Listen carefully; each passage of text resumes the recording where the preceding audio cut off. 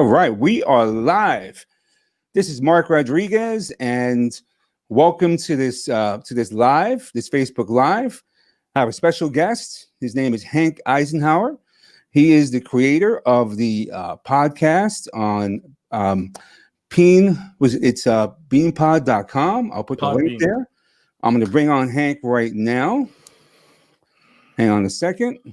Hey, Mark. I'm just gonna add the link here for us. Here we go. So please, if you don't mind, share this out. And Hank Eisenhauer has been in the automotive business for quite some time, and he developed this podcast called Auto Sales for You. And without further ado, here is Hank Eisenhauer. Hank, how are you, brother? Good, Mark. How are you? Thanks for having me on today. I'm doing great. So just as a side note, I know Hank now. Gosh, how many years has it been, Hank? We were trying to figure it out. It was like in the late 90s. Late 90s. So a long time, Mark. 20 some odd years. We've got some stories. Oh yeah. Good ones. So actually you were my manager back in the day. I was at the time, yeah, that's right. And then you got promoted to manager, actually. Yep. While I was there. And so since then, a lot has happened, right? So we're looking at an automotive industry right now that the typical road to the sale, it's changed. And so you piqued my interest when I got in touch with you recently and took a look at your podcast. I know some of the guests that you have really had interesting perspectives on what's going on in the automotive industry. Yeah. So what I want to do, because this is like a precursor to a podcast I think you're going to be doing with me. Well, I'm sure we will. So I certainly have a perspective of my own on what's going out there right now, being in the dealerships that I'm in, and would love to get your perspective and kind of pick your brain about where you've been, what you're doing, why you're doing it. And maybe just, if you can, just let's give yourself, give me an intro. Let our people here know who you are. About myself. I was born on a Wednesday many years ago. No, not that far back, right? No, I don't want to go that far back. Trust me. I got into the car business by happenstance. It was in the 80s. I graduated college. I was supposed to, speech theater communications was my major. I graduated from Montclair State, and I got into the car business because there were no teaching jobs. I had gotten teacher certification, and the teaching jobs were paying like $19,500 in most of the schools as an average for teachers that were just signing on. So I happened to get into the car business because a friend of mine said, "Look, you're a good people person.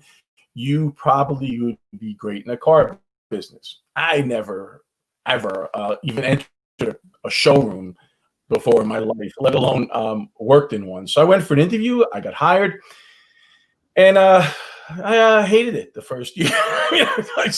It was different. Back then it was the shark shoot guys with the sharp suits and the stereotypical car guys was what you had back in the 80s. And it was, smoking in the showroom, no customer satisfaction. So if the customer got you aggravated, I didn't, but there were managers and quite a few salespeople that didn't mind telling the people where to go at that time. But after 5 months of selling, I wound up getting promoted, which was just great timing because I had just gotten married. And I tell you, I never looked back from there. I became a sales manager, which was upsetting to a lot of the guys that I worked with at that time because they were there for a long time. But the general manager and ownership in me, which I was glad they did. And then I learned, and then I became, from there over the years, I went from sales manager to finance.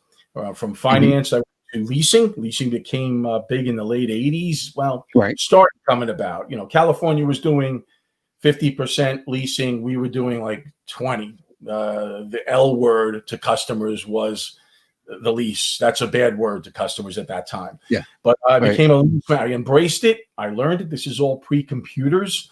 I became a lead director, ran the department for a couple of dealerships, wound up going into Pine Belt Chevrolet in Lakewood, and they hired me as the lease director. Then became general sales manager, working the desk. Love that. I mean, I did every facet pretty much of the car business along the way, which I feel is what helps me in the business now. I think that helps. That's a big part of my success. The fact that I did every facet of the business in every department. Let me ask you a question, because I nowhere in any of the jobs you mentioned, the titles that you held, did I hear, for example, or even your past, I didn't hear you say at the age of 9, 10, 12, 14, I didn't hear you say, hey, I went to my mother and father and said, you know what? I know you want me to go down this road, but I'm going to be a car salesman. Yeah. And you won't, because I wanted to be, at first when I was very young, I wanted to be a football player, which I was, but never a pro. And then I wanted to be an actor, and which is kind of what I do every day. But I mean, that was my passion. That was what I really saw myself, even when I was in high school and going into college. But then I guess the reality of not wanting to starve, and I was getting married, and my wife wasn't really a big fan of the fact that I was going, to be an actor. She didn't want to be, searching for food in the back alleys of a Chinese restaurant. You know what I mean? So I wound up going, like I said, into the car business. It just wound up happening. Now, you said something about me in the car business, and never did I ever say that. It's true. But in my high school yearbook, right underneath, when you put I forget what it's called, but when you put a quote underneath your picture, mm-hmm. I couldn't think of what to say. I was a nut, and I was always trying to be funny, so I wasn't trying to go deep. And I just simply wrote, "Would you buy a used car from this man?" You did. I said, never stepped into a dealership before, wow. and here I am right now, used car manager for the last 5 years or so. You foresaw the future. And people bust my chops a lot about it. Friends of mine from North Bergen, which is where I grew up and graduated from, and they say, "How funny is that?" And under your picture, you put, "Would you buy a used car from this man?" And you're in the business. And it just happened to be. I didn't have any passion or any knowledge of the business. Just wound up going that route. Let me ask you a question, though. Looking back on your career in automotive selling at these different titles that you've mm-hmm. held, did any of those titles come with like a how-to, an owner's guide, a preparation for, or did you have to learn it as you went along? Great question. No manuals. There was no computer at that time. And just like a few of the people I've spoken to on my podcast, and I asked them about the training they receive, and I'm giving you the same answer. I really didn't have any training. It was kind of like, okay, you're a sales manager, you're running this team, you're going to TO deals, just like you were doing as a salesperson, and you're going to come in and try and close the deals. Okay. And like you said, and finance manager, same thing. I did finance for a little bit, and then I became the finance director. There was no manual, no guidance. You had to feel your way around. And fortunately enough, I was enthusiastic and fairly sharp, where I picked up pretty quickly. On most of the things I've done, I picked up pretty quickly over the years. Well, hey, I can tell you that with the dealerships I go into, I can tell you the same mindset that we should have had years ago is still relevant today. That is that your attitude determines your altitude, right? Agree. And if you treat your business, whether you're a salesperson or a manager, if you treat your business like a business and a career as opposed to a job where you're punching in and punching out, you got the right mindset, you're enthusiastic, you take action, you make good goals, realistic goals, and you're constantly pushing yourself harder than anyone else would push you, it stands to reason you're going to go further. If you learn the art of handling the phone, maximizing opportunities, working with BDCs, it's my belief, and a lot of others, that the automotive business today, it's still the great second chance for a lot of people. I'm in a lot of different stores. I've seen thousands of salespeople, and for me, it's a passion to want to leave no one behind. And I know you share the same I do. Because working for you, you were a salesman's manager. You made coming to the desk fun. You made, and I think people really appreciated that we were working with you as opposed to just for you. that made us want to work harder for you. Thank you. So, and that's a big big kudos to you and your management style. Well, I appreciate it, and I've had the guests that I've worked with in the past have given me that compliment, either prior to the podcast or on the podcast, either way. And I've always worked on the premise of treating people as I want to be treated. And it's really that simple. I mean, my personality is pretty big. I mean, I'm a big guy to begin with, like yourself, but my personality is even bigger. I mean, people know when I'm off. People know when I'm not in the showroom. Customers know my name, and I make sure they know their name. They remember my name and not the salespeople's names, which is a little bit sad in a way. But I make sure my presence is felt, and it's just natural. I don't do it.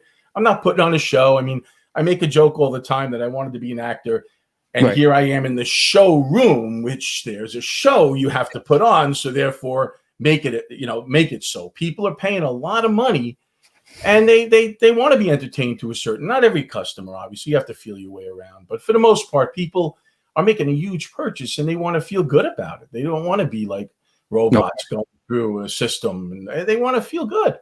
And that's what would you agree with the statement that above and beyond, and this should be the standard, right? This is where every automotive salesperson should be at a starting point after learning the product, right? Not just your own product, but the competition. After learning how to build, manage, and maintain your growing book of business. Selling in automotive is as simple as making a friend and then selling the car, and not the other way around. I do agree, and you know what? The big thing that I tell people is like salespeople, for example, today, salesman, I said to him, "Look, did you ever hear from that lady that was in the other night on that, the Acadia, the used Acadia?" And he said, I haven't. She hasn't returned my emails or anything like that. And I was on my way out the door, and I said to him, because she liked us. She genuinely enjoyed our company.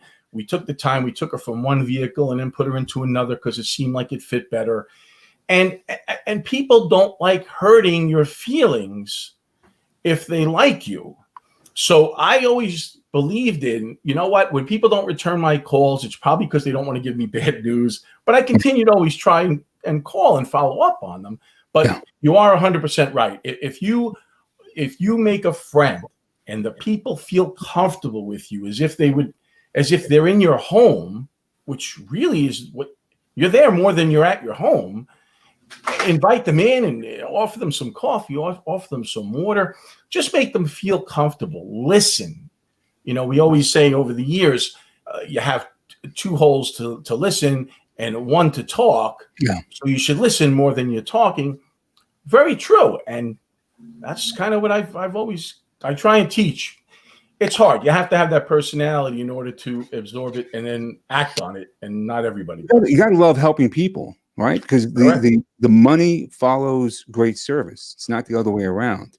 Right. Well, here we are, 2020. We have a pandemic. We have a very divisive election going on. There's a lot of factors. I mean, this month I'm hearing throughout a lot of dealerships, numbers are a little off. The past 3 months numbers were, great numbers, partly due in part to the pent up demand. Right. Yep. So here we are. You now have this podcast. And so what I'd love to ask, just a few questions around the podcast. So I'm going to put them up here.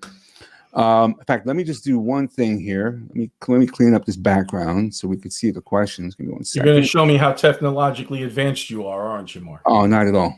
Not at all. Stinking audio podcast and you're on video. Come on. I'm going to try not to mess this up. So here we go. Let's start with a question here. We got number one, Hank, why did you start the podcast? In April, I happened to be home. I was working from home. The dealerships it was the last weekend or last few days of March, and we were given the notice from the state, from the governor, that we were going to be closing the dealerships. We were a Essential. A non-essential, which no one ever wants to hear that. You're non-essential. Oh, thanks. Glad I do this for a living. But we had to close down. Service was going to remain open, but we were going to close. So the salespeople went home, managers, we went home. But our owner kept us involved as managers. We were getting the internet leads, which really were only a few initially. Right. People were freaked out. I mean, people were kind of like all over the place, not knowing what's going on. This was the first time for everyone. No one had dealt with this before in the past. Right. And so it was new to everyone, just like many things this year. And I was at home and I said, I got to do something. I just can't stay still. I'm not one to watch TV during the days. I'm not, I mean, I get caught up on my soap operas, but outside of that, I really don't watch TV during the day. So I thought. Wait, so we have Hiram Ortiz is watching us. Hiram, how are you, buddy? Go ahead, man. Hiram worked with us. Go ahead. Oh, he did? You know what? That was after you, brother. I was going to say, I don't remember the name. So yeah. I thought to myself, let me look online and let me look at podcasts. People are into these podcasts. I really wasn't. I mean, I'm into audio books, but not podcasts. And I really couldn't find too many that were around, that were really centered around auto business or auto sales. Right. So I said, this might not be a bad thing. I was on radio years ago, and I said, I got a great face for radio, so I'll go on and I'll do a podcast. And sure enough, I started it, and it basically, and the first one I did was, I don't remember the title of it. I apologize, but it was basically around, look, you're thinking about getting into the car business? Okay, here's what you got to think of. And then the follow-up podcast was, okay, if you're listening to this, you obviously are interested. Now let me give you the hard facts. And I talked about the fact that it's commission only, the fact when it's slow and how you have to sell yourself. You can't be thin-skinned. And I gave all the hard, cold facts that were negatives. Yeah. But then I turned it into a positive. I said, okay, if you're still listening, all right, let's move forward. And I do that because even in interviews that I do, I found over the years, and now as I'm older and more experienced, I really want to see why these people trying to get into the car business, especially if they never sold cars before. What interests you about? Well, I like cars. Yeah, I don't. And I'm in the car business for over 30 years. Right. And I don't like cars. I like the fact that they make me money, and I like certain vehicles over others. But cars in general don't excite me. The older cars, yes, but those those are antiques, like myself. So we want to try and now. Then I said, what if I reach out to, because now we were closed for a month. What if I reach out to other people in the business? And I reached out to a salesperson who I've worked with. Well, that brings up the next question. How do you choose the guests who will appear on your show? I like to think back on, I have in my Franklin planner, which I know, Mark, you also adapted many years ago, like myself. And I don't know if I introduced it to you or we just happened to get it. No, you did. You absolutely did. And the Franklin planner, I have in there the wish list, meaning Hank's dealership. If Hank Eisenhauer had a dealership, who would he hire? And the names, and of course, some people have passed away, so they get crossed off naturally. I can't have somebody dead working for me. So I wind up, although I honestly do, but anyway, I have a list of these people. So I reach out to some of these people, and LinkedIn, I read stories on LinkedIn, and that's how I got this young lady, Janae Andrews. Janae was selling, she had her general manager put up a link of the fact that she sold over 70 cars that month. And I was just like, how is that even humanly possible to sell that many cars for one person? There's got to be, I think it was 73 or something like that she hit. She broke 70 though. And I was amazed. And then as I spoke to her in the interview and in the podcast, I found that she was consistently doing 50. And then from coming back from the pandemic, 60 or more. So she's one of those, as I call the 1%ers, though, that salesperson that has that fire, that has that will. But I always ask myself, Mark, and I know you have also, then why can't everybody do this? Yeah. Why? I mean, what is it that's in us that makes it's funny you say that, because before the show is over, we have who's in the audience, a young lady by the name of Alyssa Rose. she attended a workshop of mine for Greater New York, and she had asked the question. And she's making a move from BDC onto the sales floor. Okay. And from my perspective, somebody who's got great phone skills, just starting out, and product knowledge, man, like this young lady here should do really well. Coupled with the fact that it's going to sound really sexist, but if you females they've just got the potential to just really take off, because there's a trust factor that we don't have. Well, there's a number of things also, and to her advice, basically, to Alyssa would be, because there's a lot of people that I've seen in BDC that do very well online, but then when they get in front of people, they're not the same, because it's different. Online sales and face-to-face sales are a little different. So never be afraid to approach anyone, because once you do approach the person and they believe in you and they see you're unprovoking, yes, you're right. Women, and it does sound sexist, but do tend to do better than us men, but get paid for it in a lot of different areas. Alyssa's got this take no prisoners attitude. Very thick skin. That's awesome. Then she's on her way. I know she's going to do really, really well. Good luck. Yeah, in fact, here's her response. Not afraid. Not afraid. You got it. Good. Well, then there you go. And that takes that obstacle right off the shelf. But I mean, because that's the key. And if she goes to my podcast and she listens, even if she doesn't listen to all of them, the one with Janae Andrews, she's out in Indianapolis area, and she is just, I mean, you listened to that one, right, Mark? And you even said she's a ball of fire. I mean, well, you know what? Ken, let me do this real quick, because I don't mean to cut you off. I want to show everyone who's online. So for Alyssa too, I'm going to pop this up here. I'm going to see if it'll come up. Here we go. So that podcast is Auto Sales for You, and you can find Podbean, by the way, not Bean Pod. Right. So it's in the podcast itself is located at Eisenhauer.podbean.com, and you'll see. So you had a conversation with Casey Nix. He's a famous trainer, amazing Toyota trainer, auto dealer fixed ops, sales training 101, the greeting. Let's see here, with different car salespeople, the new normal is car sales for you. Really, really good stuff. So I'm really excited to share this with the audience. I want to get an owner. I've called several owners. Many of them are not quick to get on the microphone, I guess, and talk. I don't know why, but I'll definitely get an owner on. I mean, I've gotten a general manager. When I spoke to Craig DeBella, he came up as a lot person. And so to finish answering your questions, people that I've had contact with in the past or people that I read about, I'll send them an invite and tell them a little bit about myself. And that's how I got Janae. That's, AJ Holst is down in the Carolinas, but I used to work with him many years ago, and he wound up going from sales into the service end, and is doing very well for himself. And, I mean, it's just people doing the right thing. And those are the people that I try and connect with. Let me ask you this. What are some of the tips, strategies that can be learned? Well, from your podcasts? I mean, I start out with the greeting. That's one of the podcasts I do, which is, how to greet the person properly. It's not just, hi, folks, how you doing? It's welcoming them just like you would to your home. Hey, welcome to my home. I'm Hank.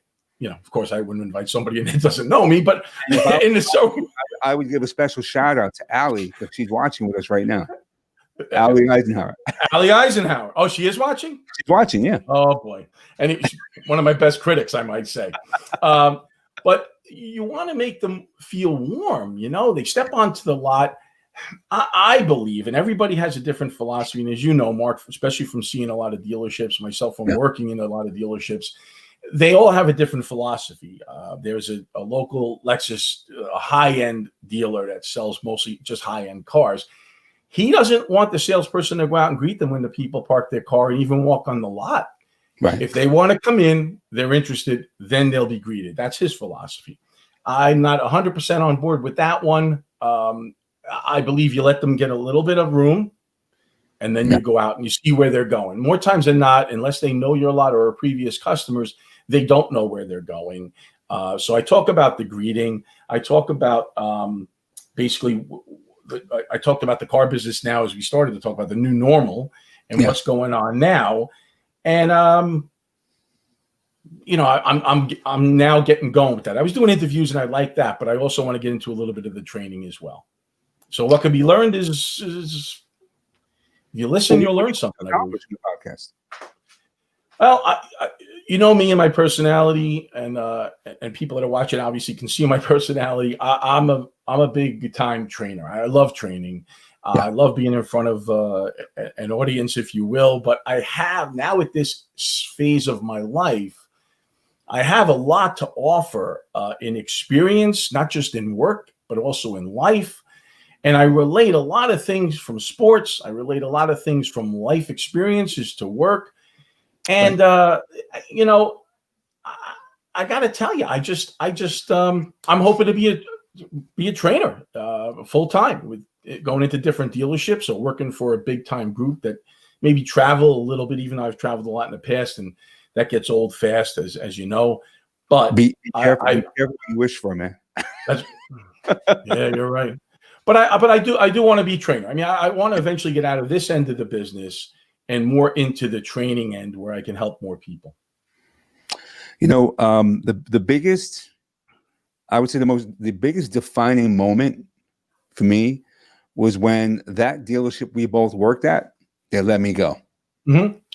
It was the biggest, it hurts. And I didn't see it clearly back then, but I learned now looking back that sometimes things don't just happen to you, they happen for you. Yeah, I found that out. Look, I've left. Realize, hey, wait a minute. And for those salespeople who are brand new or who are seasoned, see, there's a lot of guys in the automotive business right now who, unfortunately, if they really don't embrace social media and embrace personal branding and embrace their messaging and creating their own space, maybe having their own landing page and creating their own book of business, they will be left behind. Because here's the reality. I can go into a store tomorrow and just through getting reviews and doing great follow-up, having good phone skills, good people skills, reviews are the new currency. I can tell you that there's a dealership in New Rochelle, Toyota dealership, Toyota City.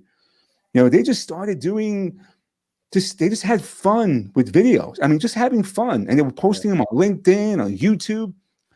And New Rochelle is not that far from Connecticut. And so they were asking customers who were coming down from Connecticut, Stanford, why are you here, New Rochelle? Well, I normally buy my cars from a dealership here, but just saw how much fun people are having at your store. I had to find out what was going on. What was the buzz? Right. And they're buying cars. So social media presence is the new currency. Huge. And if salespeople are not learning to pivot to this new skill set, they will be left behind. And the sad thing is, stores, Hank, and I watched the guy who's been there for 10, 11 years, and he's watching his customer walk in the door, walk right past him. And he's like, I know that guy. I sold him a car 3 years ago. Meanwhile, somebody else selling him the car with someone else. Mm-hmm. I, unfortunately, a lot of dealerships also, and I mentioned this in I think the episode titled "The New Normal." I think a lot of dealerships are also, they get stuck in, I guess, a mode, and they don't want to embrace change. And the sad thing is, like you just mentioned about salespeople being left behind, unfortunately, a lot of dealerships are going to get passed up. And the next thing you know, the dealerships that they were always beating are now eating their lunch. And they're saying, well, why? Well, because of social media, because of, maybe some of it advertising monies or marketing, but most of it is just what you're doing with your audience that you're selling to. Because look, everybody knows a few people, and somebody is always going to say, my car's acting up. I really need hey, wait, I got a guy. And whether it's your lawn guy, your construction guy, your plumber, everybody's got a guy that's better than anybody else's guy. Everybody always wants to brag about their guy. Yes, sir. And you want to be their guy. You want to be that automotive guy. You want to be the person that sells all their relatives and all their neighbors and all their friends. And that's the best. I mean, that's staying relevant. I mean, if I was going to coach Alyssa, right, I would say definitely get to know your service advisors. 100%. I just had that conversation with one of my salespeople. When she starts making some money, grab a bunch of Dunkin' Donuts cards or $5 cards, whatever the case may be. Walk into service, get a good relationship with that department. Find out the day before who's coming in for an appointment. And if you work in a Chevy store, and you've got people waiting, they're going to be waiting tomorrow with Tahoes, or if it's Buick, Acadias, and you walk in there and you say, hey, good morning, everyone. My name is Alyssa, or my name is Mark. Who would like a free appraisal? I just came out of a meeting with my pre-owned manager, and we're looking to pay top dollar for the very vehicles that are in that service department. And boom, they're sitting there anyway. They're not they're usually not gonna say no. There, that's mining your database. You're not going outside the store. The business is coming in. And what else are you doing? Exactly. I agree with you. That would be good advice to give Alyssa or anybody that's listening that's in the car business or any sales in general. Because if you're sitting waiting on the door, I'm telling you, man, it's not going to happen. Hank, what do you think of Matt Duran? He says, change the inevitable. Don't become Blockbuster. Great discussion. It's true. Don't become Blockbuster. The company itself. Absolutely, man. That's a great example, man. That's 100% right. And, going back to what you had said, because it rang the bell at the time, I'm not giving up and keep going and so on. Michael Jordan, I always love the story of Michael Jordan, was cut in high school, I think as a sophomore, for the junior varsity or varsity team. And think about it. What if Michael Jordan decided to just, I'm done. I'll go mow lawns. I'll do something else. I'll go pack groceries at the store. We would have not had Michael Jordan. That is it. So you can't give up. You have to keep trying. You better yourself. While you're sitting there in the showroom and it's empty, look at videos, listen to podcasts, look up stuff, look up your customer's area, go on Google. I mean, God, everything's at our fingertips. And look at that area and see what kind of area. I mean, there's so many different ways. If you just have to be creative and think outside the box, Mark, you know that.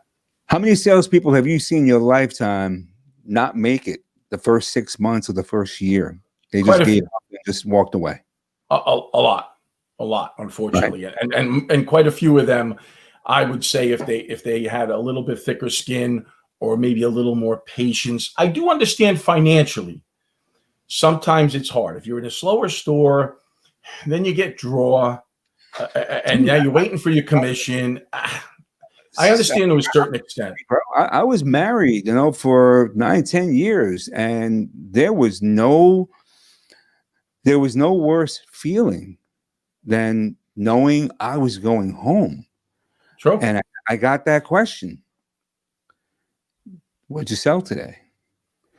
And that's it's not easy. Yeah, it's not easy. You feel like you got the pressure of the world on your shoulders, especially from your spouse. I mean, look, excuse me 1 second. I always use the example of a builder, right? Somebody that builds a wall can go out and work for 8 hours, come home, and then say, "Come on, kids, I want to show you something." And then they can take them to the wall they're building and show them, because of the bricks, like the ones behind you, that they put up and stacked.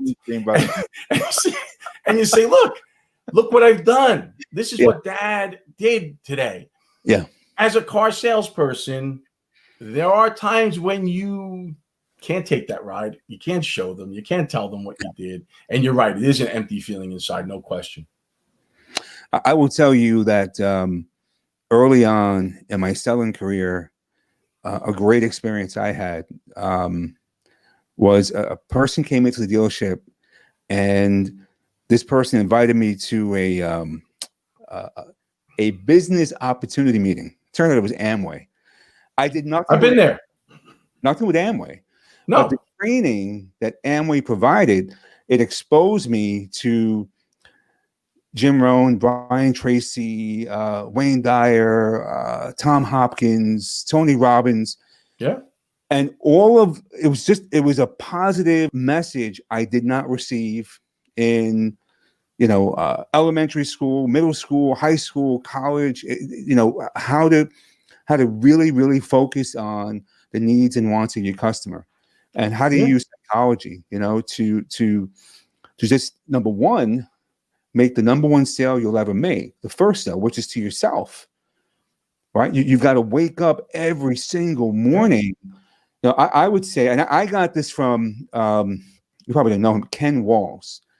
Ken Walls is the founder of Grow Live Academy. He's the guy that taught me how to do all this. He got me going with going live. And so he's the one to blame, basically. He's the one to blame.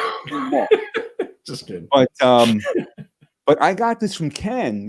He said, if for those people out there if they're not happy with where they're at in terms of their economic situation, he believes in the power of affirmations and taking action, right? So every day I'm saying, I am so happy and grateful now that money comes to me in increasing quantities through multiple sources on a continuous basis. Yeah. And sometimes as a salesperson, you need to basically feed your mind all this positivity, because there's enough negativity in sales and service for everyone, right? Yep. So how do you cut down the noise? And I know you were big on I remember this. Every month we would do goal setting. Well, you have to. You have to. You'd look at the guy and go, okay, so how many? 25. You sold last month. Right. How are you going to do 25 this month? What? And you know what? I do that with the salespeople too, because here's why. If you're just saying I'm going to do 16 cars this month, and you say, okay, well, the average in my dealership is 13. How am I going to do 16? And like you just said, last month I did 12. You have to write it down, number one, so it's in front of you. I believe in that. Right. I mean, my wife, I used to drive crazy. I had index cards on the mirror. I was only allowed in the left corner because it was always the top where I could see and nobody else could. And I those affirmations and the positive mindset that I needed to put myself in every day. And I set goals. Like if I know a salesperson is normally averaging 11 or 12, but I want to squeeze a little more, I'll say, okay, I'm going to put you down for 13. Can you get me 13? Your job relies on you getting 13. Would you commit right now? Right. Well, my job relies on, I don't know. We're going into October. And so, okay, well, what can you guarantee me? And then suddenly their number might be 11 or 12, but I'm putting you down for that. And each salesperson I put down, and normally it's going to be higher than what the average is, but that's okay. That's what it's supposed to be. And every day, and you remember, every day, every other day, I'd point it out and I'd say, guys, you're behind. We're behind. Come on. We got to get going. You have to be able to do that to yourself, though, because unfortunately, it's sad to say, and I do say it on my podcast, there's many managers out there that are not that positive mindset, unfortunately. And there are guys still, and you see it because you go to more dealerships than I do, but they believe in negativity. The meeting is a beat up session. Yeah, I hate those. Yeah. And I've been there. And over the years, and I've been. My name is on the credits. But I've been cursed at, called down on. I'm talking about over the years because I worked for some real tough, successful, but tough owners who just, when as I was progressing in the business, some of these guys looked at me like, he's a nice guy. How the hell is he progressing in this business? But I was a little different. I always tried to march to the beat of my own drum. And now the business is turning towards customer satisfaction being a huge index. Obviously, Google reviews. And as you said, reviews being huge. So yes, being a good guy, not just a nice guy, but a good guy is what's going to make you successful. I mean, Hank, you would agree that years ago, if a customer wanted to get information, right, they had to go to a dealership. Correct. And so the internet changed the entire landscape. They no longer had to come to us. We were just another point in the process. Yep. And so the messaging and the branding out there is either going to be a warning sign or example or a welcome board for why they should come to you. So 100%. if dealership is not on top of their reviews, those customers who just they look at the review and never even give them a consideration, because people are either dismissing you or, hey, I need to make a phone call. So before the phone even rings and opinions formed about your staff, your service department, your entire operation. Yep. And so no longer can we just ignore the power of social media. No longer. Correct. So we are now at about 41 minutes. I thought this would be about 25 or 30. You and me? Impossible. I can't wait to be on your podcast. Agree. It's an honor to be there.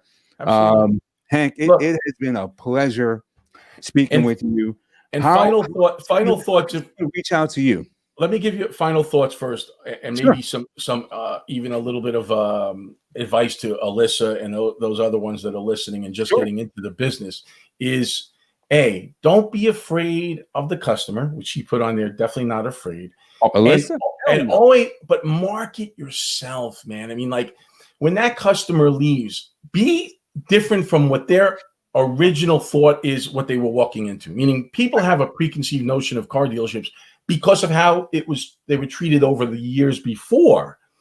You wanted to show them that you're different. It's no longer like that in the business. We're transparent. We show everything. Look, folks, I'm not going to BS you because you can just look on your phone while you're sitting in front of me and look up what I'm telling you to be true or not. So just be honest. Don't pull any punches. People know and can tell when you're not being honest, or in the long run, they'll find out. Just be yourself and think outside the box, man, and market yourself. I mean, Hank, you would also agree that, you as a manager, having done this for so many years, you could walk into a dealership and look at a salesperson and just based on his or her body language, if they were ready to sell a car, if they were depressed, if they were desperate, if they're successful, you can tell just from the look in their face, right? You can, and if they're successful. Now that same confident salesperson, and you would say, yeah, this guy or gal, I want to work with her. Now throw a mask on that person. Yeah, the masks do hurt a little bit. Not only because it covers most of your face, but also for me, they can't understand you either. A lot of times, I have a tough time hearing people with the mask, to be honest with you. But yeah, you're right. You throw on the mask, it definitely throws a negative in.